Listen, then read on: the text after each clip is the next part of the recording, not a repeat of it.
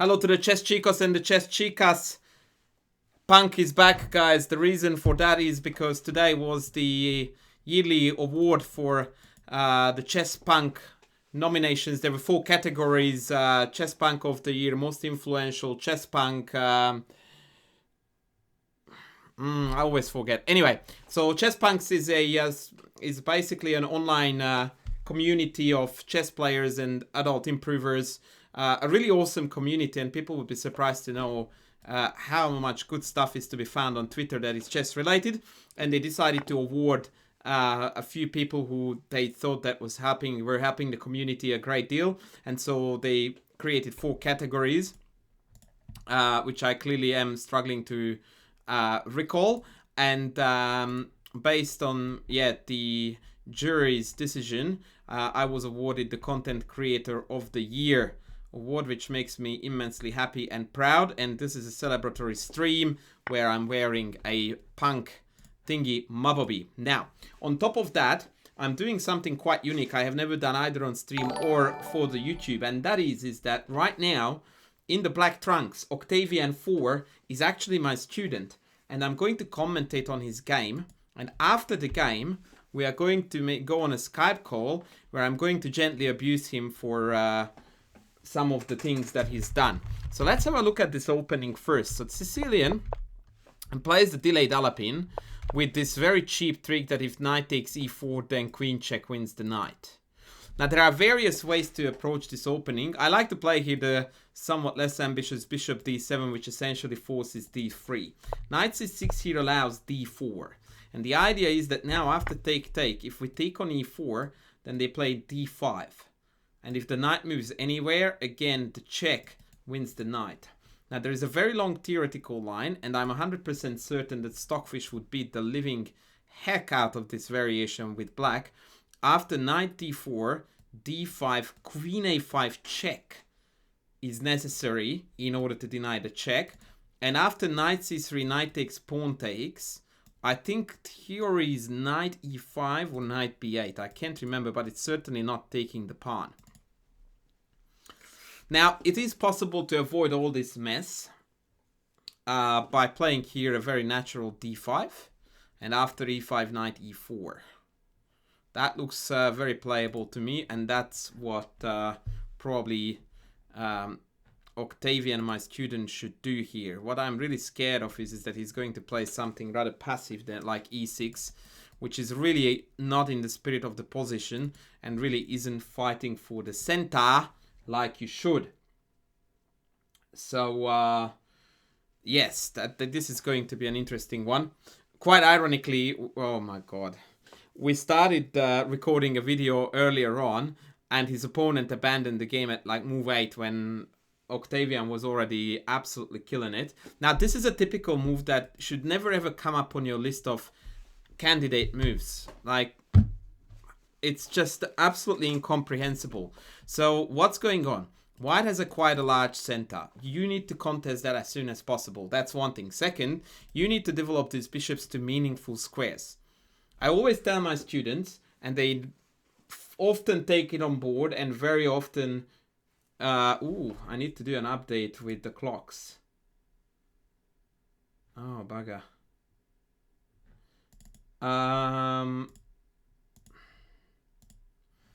I always tell my students that moves like this is not developing. It's moving a piece from a bad square to another. This does not contribute in any way, shape or form to what black is supposed to achieve, which is a healthy piece layout where we can fight right now for the center. And as per usual, we got punished by d5. Ironically, the very concept that we pulled off really well in the previous game where Octavian's opponent abandoned the game.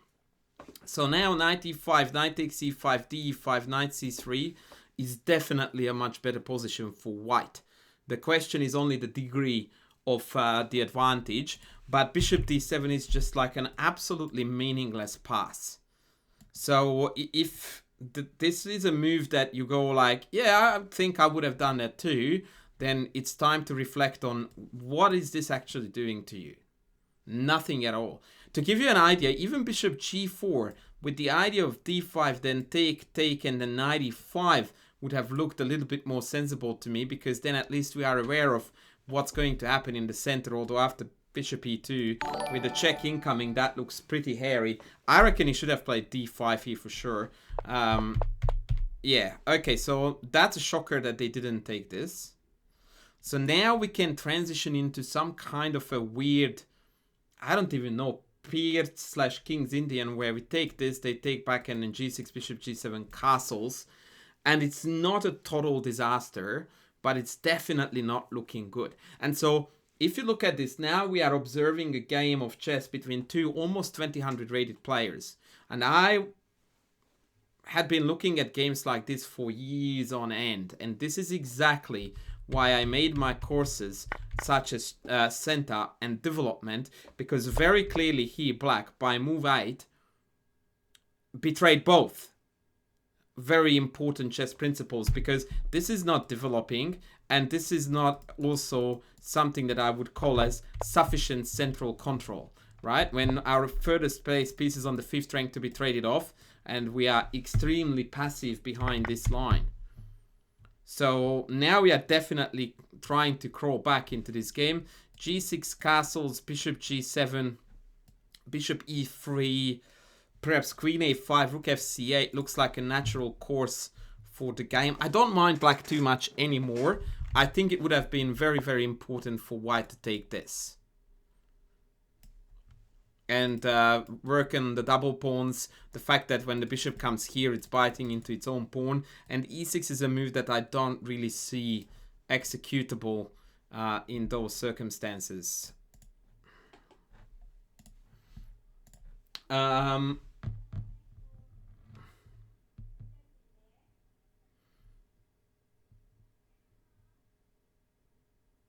the clocks have been fixed. All right, g6 has been played. Yeah, excellent move. And like I said, castles, bishop g7, bishop e3, castles, perhaps queen d2, queen a5 is a very natural flow of the game. Then Black has b5, rook f8. I think Black is actually doing fine there. The f3 bishop is a shocking business there. So here White really, really desperately needed to take this. And then knight c3, castles, bishop e3, and the whole middle game would have been dramatically different. Because compared this to the game, imagine if Black had a pawn here now. Like, I don't have the diagonal. I have a weak square on, or rather, well, I can jump around here. Bishop e3 is coming down here. Just the whole position has a very different vibe, and the diagonal is blocked off. Now that tells me he wants to play e5. Castles is very good. I'm very impressed with how Octavian is playing. He never plays like this. He's playing very quickly when it comes to no-brainer moves, which is something that he always struggles with. He's a notorious time troubler, and always gets in time trouble. Mostly because he spends an eternity on obvious moves, like castles. So now this is an interesting question. Is it a threat or not?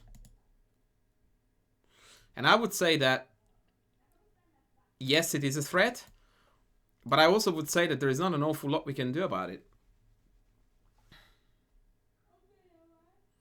So maybe queen a5, e5, take, rook takes is going to be a little bit of an unpleasant pressure, because then the e7 pawn is quite weak. Whereas if we go queen c7, then rook c1, and then the queen is in that line. You won't believe it, but I'm seriously considering here. I would be very curious to hear Zviad, what he would do. I'm considering he queen b8. This was my move here. It could be utterly garbage if bishop f4 is good. But the idea behind queen b8 is to allow the rook to come, but also to deny e5. But yeah, White plays the game extremely fast and very inaccurately. So here I think e5 was the thematic. Well, the queen d2 is very thematic too. I can't actually criticize that. That's a very logical move. It denies h6 forever. I hope that this was played with the dumb idea of coming here. That's a very common mistake that a lot of people on this level make. that they play queen d2 here in order to come here, just to trade off white's good bishop, keeping this absolute garbage on the board. So let's hope that that's on the agenda for for white instead of the correct e5. I think queen d2 is good, but now after probably queen here or one of these, they should really go e5 next. The crucial break in the center. Not an easy position to play, by the way, for either color really, but obviously white's position can be played with a few easy moves still available, even rerouting the knight to d4. Not that I would do that, but there are these possibilities, definitely. Lucas, also known as Octavian, has fallen asleep. Anash Papa, thank you for the follow.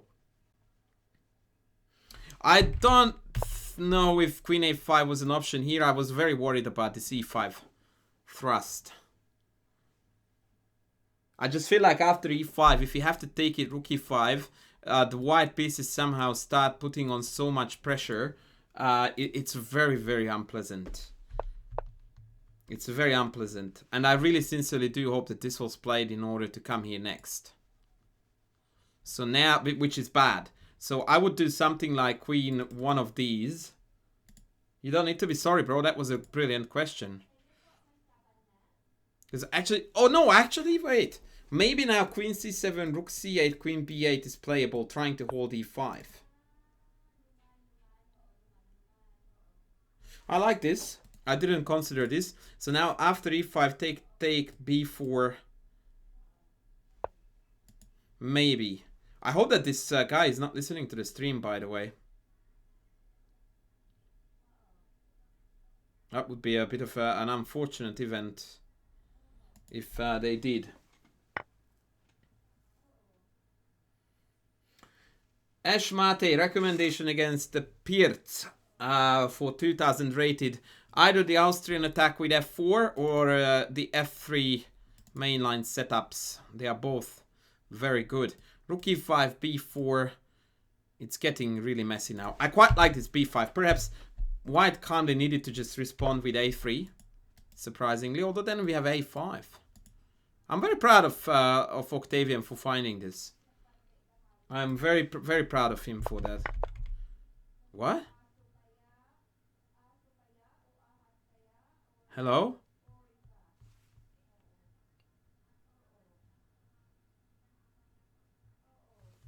What is this?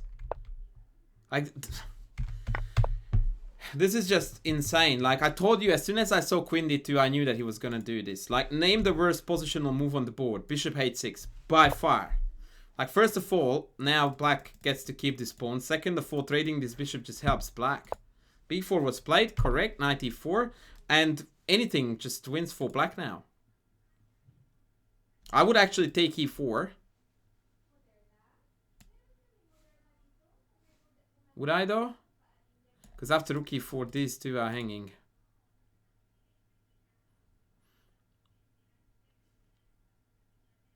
I don't know, man. Maybe just queen b6. Just defend the pawn on b4. And all g. Yeah, queen b6 or a5. Just defend the b4 pawn. Knight e4, rook e4 is a bit iffy. I wouldn't do that. Yeah, a5, that's it. Now the problem with, I looked at that too. I would have loved rook e4, knight e4, rook e4, f5, and then e4. The problem here is that you need to calculate carefully, because after knight e4, rook e4, f5, they have bishop takes.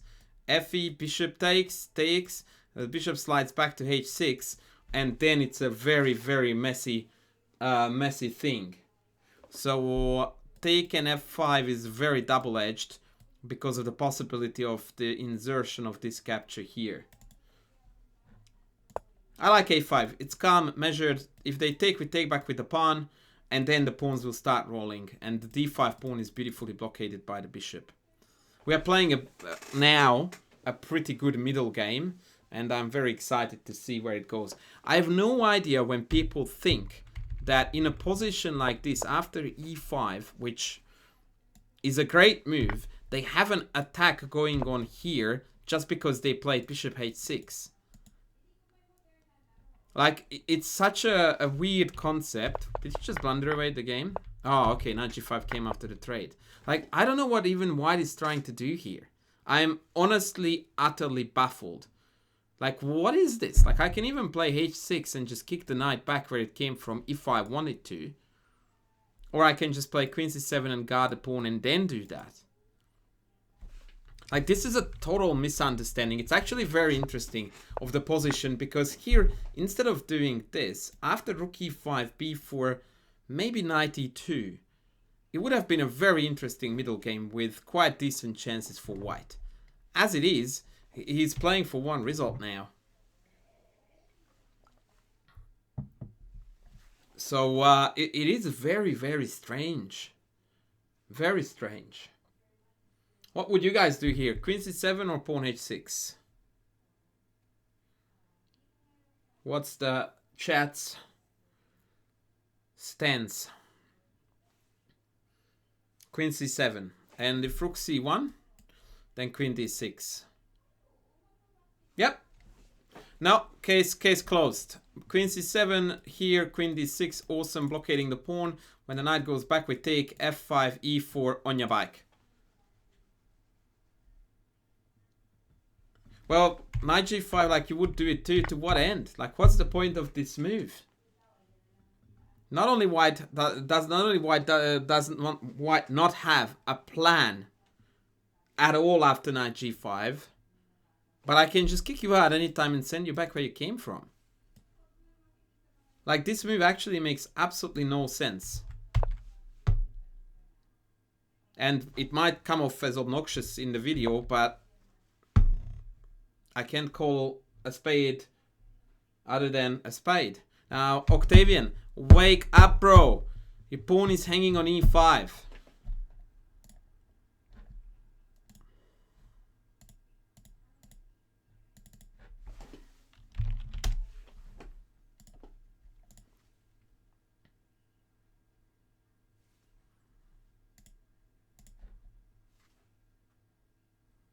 Exactly, like if you give White here 10 moves in a row, they still don't have a threat.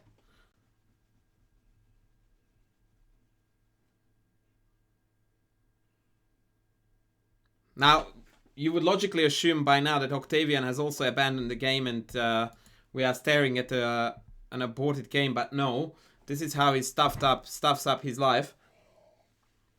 That he gets winning positions, then he thinks for 15 minutes and then he loses in the time trouble. Okay, I don't get this. I don't get this. Isn't e5 hanging?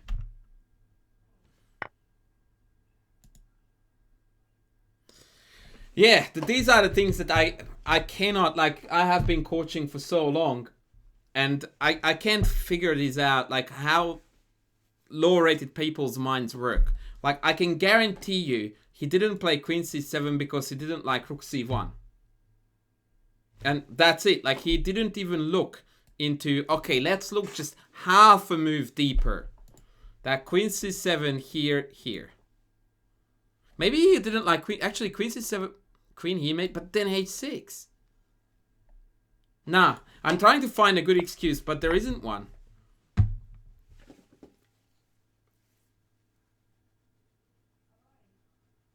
Yeah, we will interview him afterwards, so we are going to get an instant insight into his thought process. Now, there is a cool trick here. After queen d6, if anything comes to the e5 to defend the rook, we have h6. And the knight can go to e4 because that disconnects the two rooks, and we can just take it for free. So now after queen here, rook here, h6, the knight has to go back here, which we immediately butcher, and then we defend the pawn on e7 and black is winning. Timofey Datsenko. I don't know who you are, sir, but you are a legend for raiding the party, so shout out to Timofey. Thank you very much. Kind sir, thank you very, very much. I hope you had a great stream. We are doing something truly and well and truly educational here. So, ladies and gentlemen, please check out Timofey Datsenko. stream. Thank you for the follows as well. So queen d6 was played. Good. And now I'm really hoping that the opponent plays the no-brainer rook e1 carelessly. And after h6, they are going to instantly regret it. There you go. So, again, I don't know how to put it humbly, but you can see here a ginormous gap between knowledges that I can guarantee you that this guy had no idea that this was even an option. So, it's just some kind of a spider sense that makes you unable to execute moves like this without checking on your pieces that are very apparently loose and attackable. So you don't play a move like this without checking what happens if they kick my horse in the face. Because that's a very brutal way to treat a horse, and you as the proud owner of it, you wouldn't let that fly. And now, unfortunately, for white, this is what's happening. The problem is that Lucas, when he played queen d6, he didn't see this.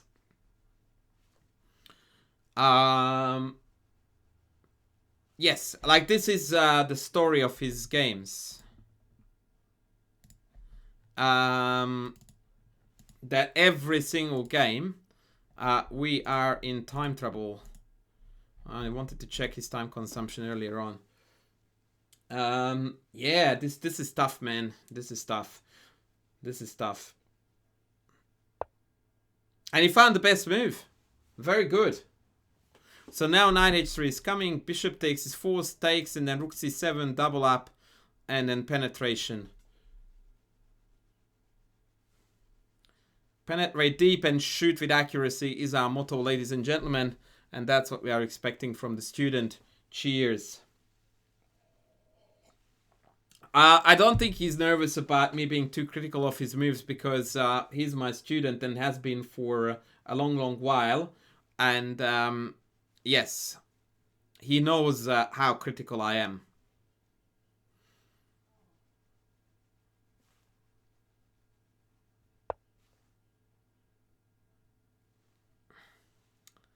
What the actual heck am I looking at?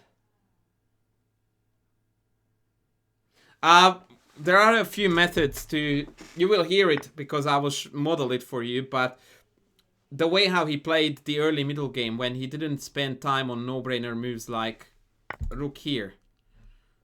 So now, is it knight g4 or knight h5 or knight h7 or knight e8?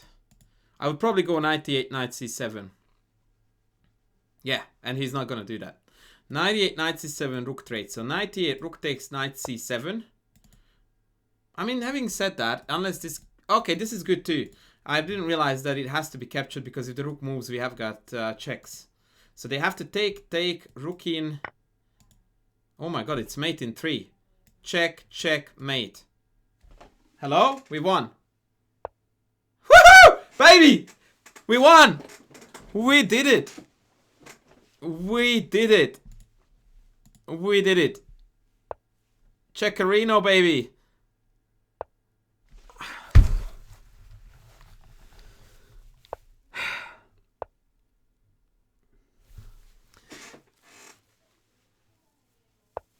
Okay, this is why being a chess coach is not necessarily good for growing old and age with grace. Because now we are actually in severe trouble because even if we bring the queen back here to defend the knight, this check is gonna win the horse. Steven, thank you for the follow, man. You are joining an insane drama. Oh my god.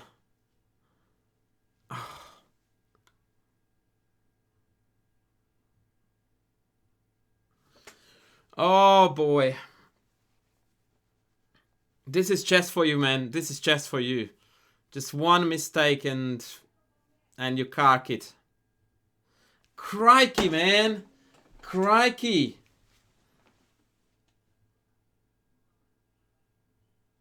Oh, I do say horse all the time. Horsey even.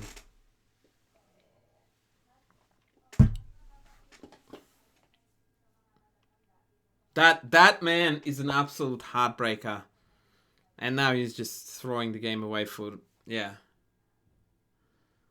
Yeah, I like to say donkey too.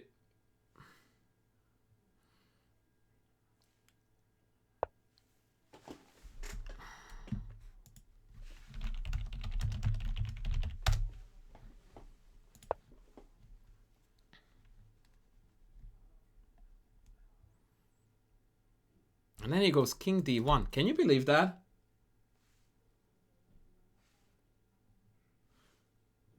Unreal. King d1 instead of king b1. Oh wait, that's genius! Bishop takes knight f2 mate. If that happens... that's a hero move. Please take with the bishop.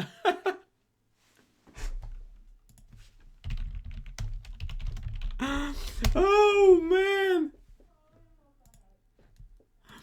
Oh man. Bishop d3 after king b1. That's hanging, bro. It's a free bishop. No. Guys, take. Like, what are you talking about? It's hanging for free. Okay, well, it wasn't to be. It wasn't to be. It was not to be.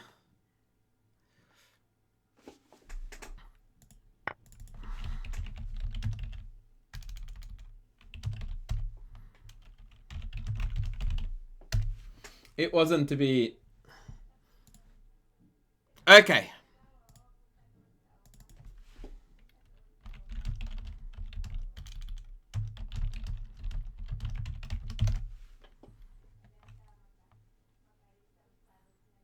Okay, so now we are going to give him a call.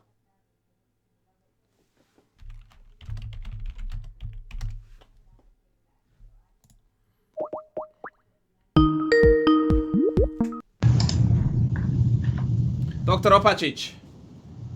Hello, sir. What a game. Now let me check if the stream can hear us. Before we get started. Yes, they can hear you. All right. Oh, Lucas, what a roller coaster, man. A heartbreak and a half. Something at the end there. Oh man.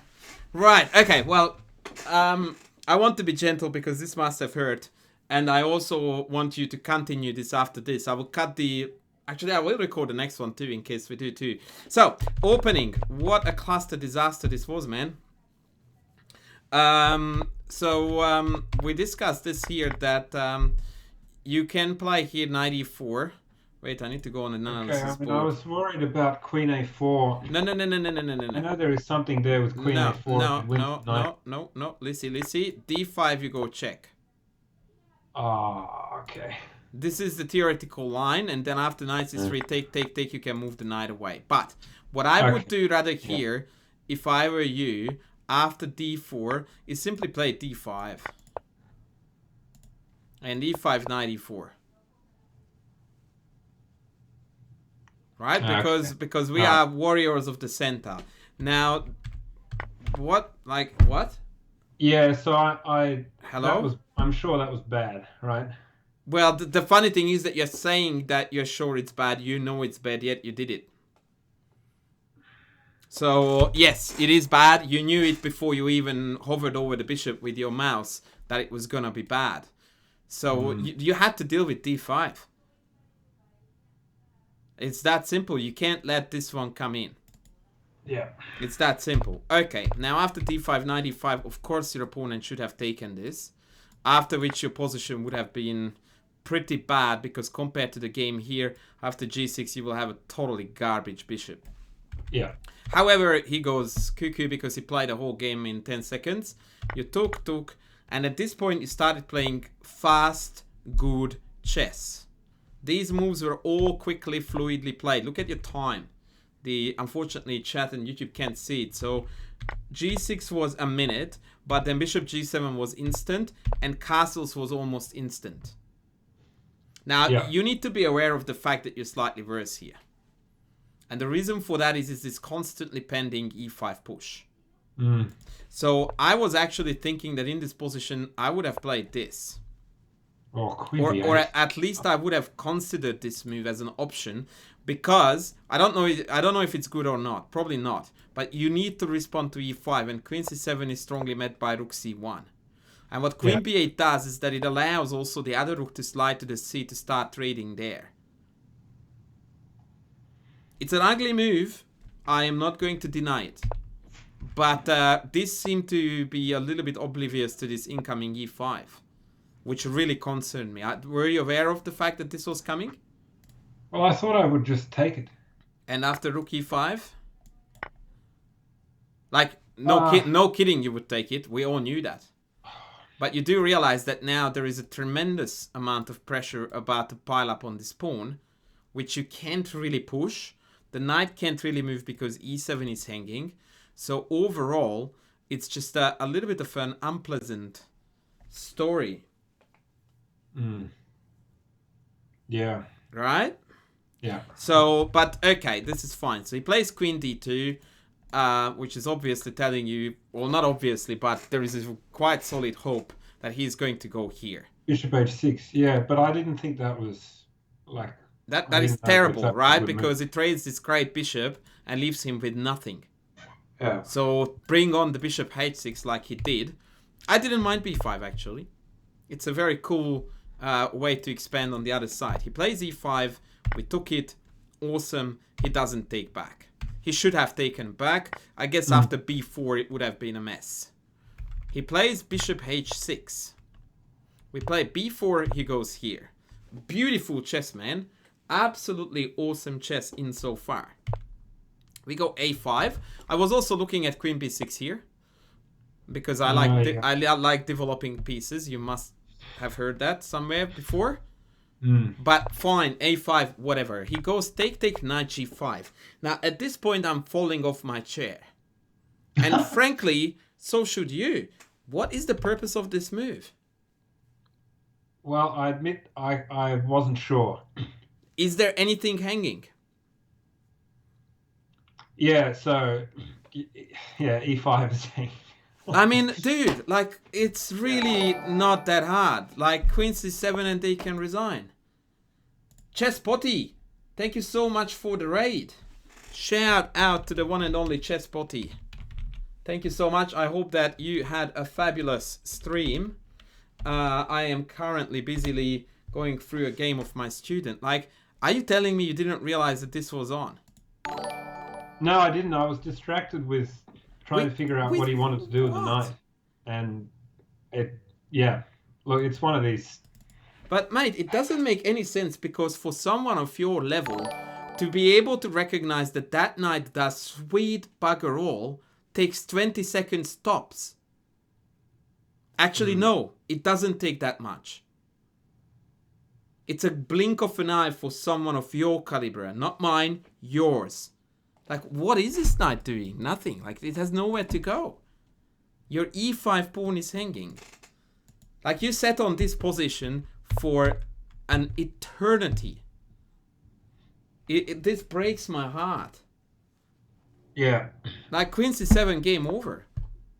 But did you even look at, like, h6? Yeah, I did. But then after knight h3, I don't know, I thought that h6 pawn would be a bit... Oh, man, please don't say these words. They hurt me. No, yeah, I shouldn't, so I won't. Like, h6 pawn, what? And knight h3? You mean, hello, game over? Like, dude, he would have played knight e4 in a blink of an eye. Like, knight h3 is illegal. Like, how is that a chess move? Like, he has got 6 pawns and 7 of them are isolated. Yeah. That's not a move, right? But I can't get past the fact that as long as we still blunder stuff that is hanging for free, you can't beat 2000s no matter how terrible they are. Yeah. Right? So now it's, again, totally on its head. Great move. Now, I immediately spotted here that queen d6, rook e1, h6 is winning for you. Because knight e4 is denied. I was hoping you would spot it too, but apparently when you played queen d6, then here you took a fair while to find this. So I'm not sure if you saw this idea when you played queen b6. But anyway, no, I h6, didn't. great. h4, take, knight g4, brilliant. Now, why is queen h1 not made here? Well, because of what happened in the game. No, talk to me, please. Practical terms. Why is queen h1 not made? Well, the king can run away. Where to? Well, d1. No, queen h1, king d1 is illegal. Where does the king go? Okay, yeah, e2. Okay, so what do you want to do first? Bishop b5. Hello? Yeah. Mate in 2. Uh, Right? Now, I don't want to rub it in too hard because I know how hard it sucks to lose a game like this. But textbook case that the guy did absolutely nothing, zilch, to win this game other than just be there, wait for you to beat yourself up in your time trouble. Yeah. So the learning from the game is the same as every single time. A, when you start not blundering stuff for free, e5 pawn, and B, you are not 5 hours behind the clock on a 15-minute game, you are going to skyrocket from your current rating group because they have got nothing on you. There was not a sensible move White executed in that middle game where I would have gone like, yep, that's a coherent, sensible plan. They chucked at you the kitchen sink, no coherent plans, no clear vision what was going where, nothing, nada, hope chess, like knight g5, pawn h4, let the piece go and we will see, nothing. Yeah. But it hurts like mad for you because you see how bad this chess is and we still didn't come up winners. So now that I gave you this very encouraging spiel, would you be up for another one? Oh, look, I mean, sure, if the chat... the chat loves it. I can tell you that. There is actually a guy in the chat whose name is Saibaba20. Oh, yeah. So please accept that. I will round this off now for YouTube and I will record that for another one.